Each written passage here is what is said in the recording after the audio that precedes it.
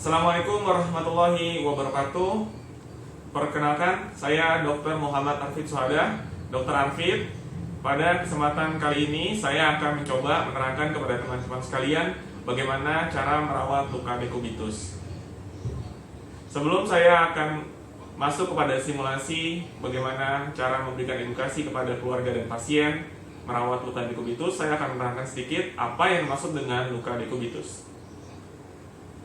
Luka dekubitus biasa adalah merupakan suatu luka terbuka di mana terjadi khususnya pada area kulit yang menutupi tulang yang menonjol, dan sering terjadi pada daerah panggul, bokong, punggung, pergelangan tangan, dan kaki.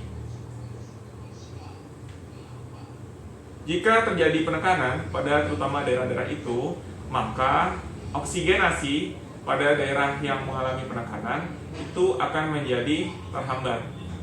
Jika hal ini dalam waktu yang lama, maka akan menimbulkan luka, baik itu luka lecet yang pada awalnya dan kemudian dia akan mulai kehilangan oksigenasi dan akhirnya terjadi kematian jaringan, dan terkadang menimbulkan nanah, bahkan menimbulkan tukak atau ulkus atau luka yang berbentuk besar dan berlubang. Nah, hal ini akan menyebabkan pasien akan semakin sakit dan menyebabkan terjadinya angka kesakitan yang menjadi lebih tinggi. Gejala dari luka dekubitus ini pada daerah-daerah yang biasanya terjadi penekanan tadi itu biasanya kita bagi menjadi beberapa derajat, yaitu 1 sampai dengan 4. Pada awalnya, jika luka itu hanya luka kemerah-merahan, itu disebut dengan derajat 1. Apabila luka itu mulai menjadi lecet, itu disebut dengan derajat 2. Kemudian, apabila luka itu sudah mulai terbuka, itu masuk kepada derajat 3. Dan apabila luka itu sudah membentuk boa atau ulkus, maka luka tersebut masuk ke dalam kategori derajat 4. Pencegahan untuk luka dekubitus adalah pertama, yaitu kita melakukan edukasi kepada pasien maupun keluarga pasien agar pasien itu untuk selalu membolak-balikan badan, bergonta-ganti posisi selama kurang lebih 2 jam minimal. Jadi kita ingatkan setiap 2 jam sekali dia harus merubah posisinya. Apabila tadinya dia tidur menghadap ke kanan, maka 2 jam kemudian dia harus menghadap ke kiri. Hal itu untuk mencegah terjadinya penekanan yang lama pada daerah-daerah yang sudah disebutkan tadi. Kemudian kita juga harus membersihkan kulit berkala dengan air hangat dan sabun. Ini penting untuk dilaksanakan agar kulit tidak menjadi kering dan kotor. Kemudian yang tidak kalah penting adalah menggunakan bantal pada daerah-daerah yang memang sering terjadi penekanan. Itu biasanya ada di tulang ekor, ada di punggung, ada di lutut, ada di tumit, ada di pergelangan tangan, sehingga tidak terjadi penekanan yang cukup menekan. Dan juga bisa juga kita tambahkan dengan kasur dekubitus atau kasur air. Dan juga kita juga menganjurkan untuk melakukan aktivitas fisik, yaitu kita rajin untuk tangan itu sering kita lakukan gerak-gerakin, entah itu ke depan, ke belakang, yang sering dan kontinu atau berkelanjutan. Tidak bisa hanya sekali. Kita harus rajin dan rutin untuk menggerak-gerakan daerah yang sering diam atau tidak melakukan pergerakan atau imobilisasi. Teman-teman, apabila apa yang terjadi dan apa yang harus dilakukan bila terjadi luka dekubitus? Yang pertama adalah jangan panik. Kemudian yang kedua, menghubungi petugas kesehatan dan membawanya ke pelayanan kesehatan.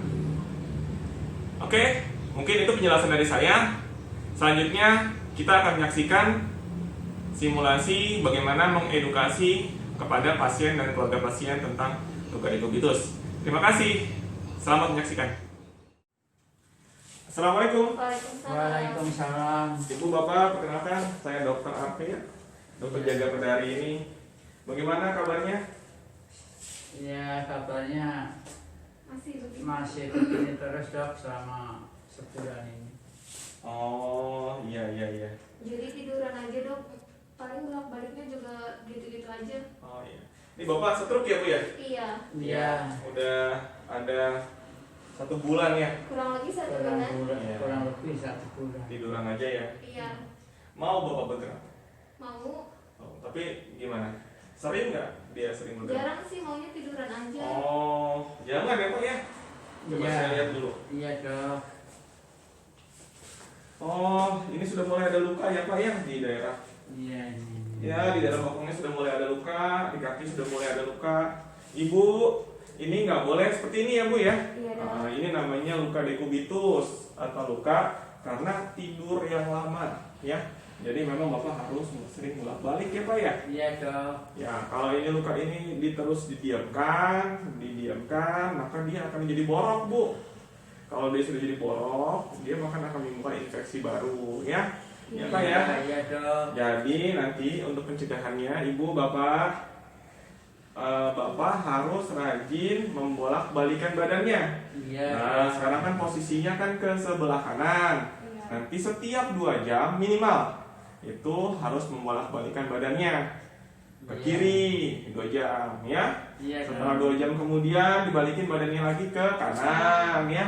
Iya, Jadi dok. jangan terus-terusan dalam tiduran saja. Ya Pak ya, mengerti Iya, ya? dok. Iya. Ya Bu ya, mengerti ya? Iya. Bagus. Nah ini sudah benar ya Bu ya. Ini pakai bantal. Nah memang daerah-daerah yang sering menonjol ini harus kita lindungin supaya dia tidak terjadi penekanan yang lama. Ini sudah benar posisinya ya Pak ya. Iya, Agak dok. sedikit menekuk. Iya, Tapi dok.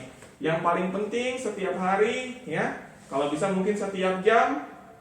Kalau nggak bisa per 2 jam, tangan dan kakinya wajib kita gerak-gerakin. Atau Iya, minimal sehari 2 kali lah. Jadi tangan dan kakinya supaya tidak kaku ya Bu ya. Iya dok. Ya, jadi ini tangan kita gerak-gerakin ya. Iya Iya, dok. dok. Nah, ini supaya tidak kaku ya Bu ya. Iya. Ya, minimal sehari 2 kali lah, pagi, sore ya. Iya dok. Kemudian kaki ya. Ini juga ya kita coba untuk diregangin ya Pak ya, Iya, dok. dilurusin, Iya. ditekuk, dilurusin, ditekuk supaya tidak Tidak kaku ya. Iya. Ya.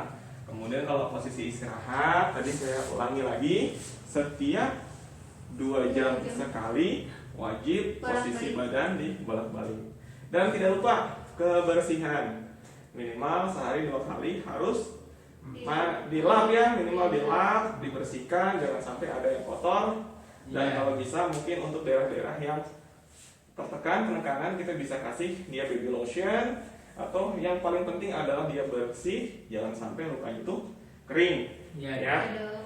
Itu saja mungkin dari saya. Nanti saya akan kontrol lagi.